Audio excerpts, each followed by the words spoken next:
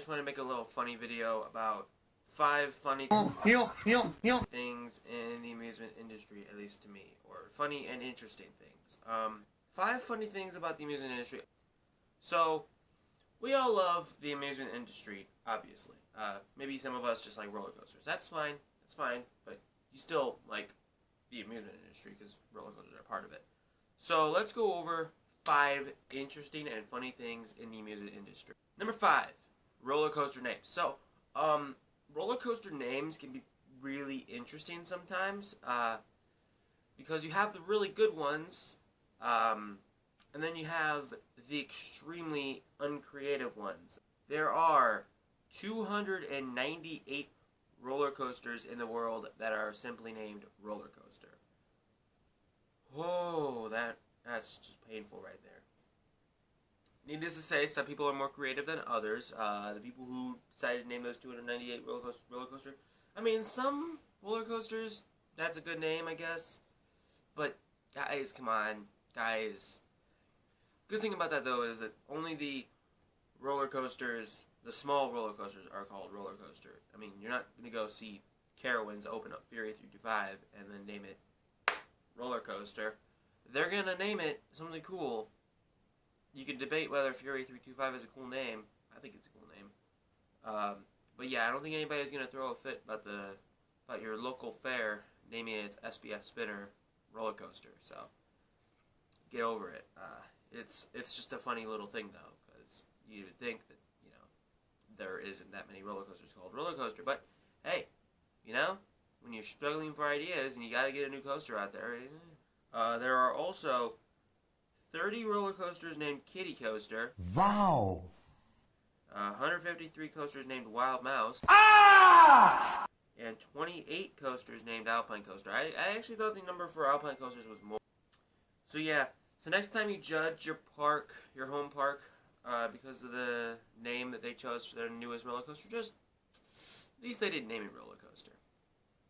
Unless they did name it roller coaster, in which case you have reason to be upset. Number 4, debates. You can't be a member of the amusement industry without, debating, Some guy says, Little Dipper is my favorite roller coaster. You have to get your 2 cents in. It's just natural nature. And then, coaster rumors comes into this, Everybody's got to jump on Reddit and talk about the latest coaster rumor about how RMC Quasi is going to be 500 foot tall, feature 14 inversions, and have a airtime moment that literally launches you out of your seat. You're literally going to go out of your seat and into the air. It's going to be awesome. It's just part of the job. It's just part of it. You got to do it. There's no way around it. So that's really interesting to me. But yeah, it just comes with being a coaster enthusiast. It's just these weird little knickknacks that there are about us, and it's what makes us unique. And then, obviously, somebody says what their favorite roller coaster is, and you gotta get your 2 cents in, and then when somebody trashes your favorite roller coaster, suddenly you go and block everybody on Twitter, and you jump into a river because nobody likes you. It's just nature. It's just what happens. Number 3, roller coasters all over the world. It actually really surprises me when I find out how many roller coasters there actually are in the entire world. From Dubai to Mexico to Russia to Japan to Brazil to Germany. Unless you live in Hawaii or Belize, where there are no roller coasters, you should be able to find a roller coaster somewhere. Even North Korea has at least one roller coaster. I didn't feel like looking to see how many roller coasters they have. I know they have one. Number 2, backyard roller coasters. Yes, we've all seen this on the Discovery Channel. Some crazy single-parent dad builds a backyard roller coaster because he wants to impress his kids. We've seen it before. Now, the only surprising thing is how often this actually is. Now, usually, as you could guess, usually it is in areas where there are no roller coasters. You're not going to see a backyard roller coaster in Sandusky, Ohio. It's just a bad business move. But in the middle of Utah, in the middle of Arizona, you'll find these all over the place. They're like freaking as common as McDonald's in Arizona. But usually the good thing about the backyard roller coasters is usually they're not too thrilling because, professionals like to do that. You're not going to see any inversions. You're not going to see, 5 airtime hills on a backyard roller coaster. But it's still an interesting little thing to see. Driving by and you're like, oh my god, that guy has a roller coaster in his backyard. And the number one most interesting thing is the average lifespan of a roller coaster is 25 years. Are you kidding me? Don't quote me on that. That's just kind of what the internet says. So I'm going to put it in this video to you guys. I forget what website I got it from. I'm sorry for not crediting the website. I'm sorry.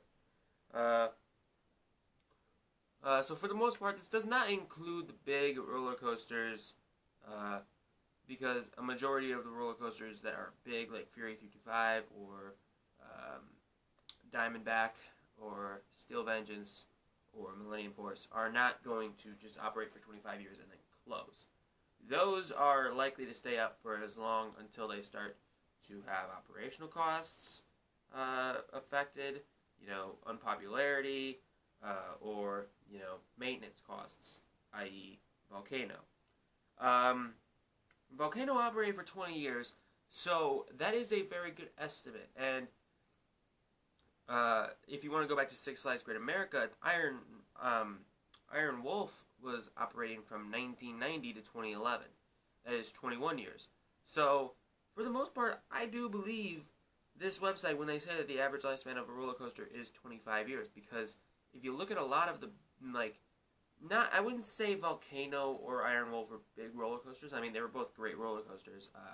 Iron Wolf is a stand-up coaster, but, it was the first B&M, so you gotta give it love. But I do believe that most of those, just bordering on the line of really awesome roller coaster, those roller coasters tend to operate 20, 25 years between that area. So that seems like a good number to me. So, for a coaster like Fury 325 or Steel Vengeance, they're safe.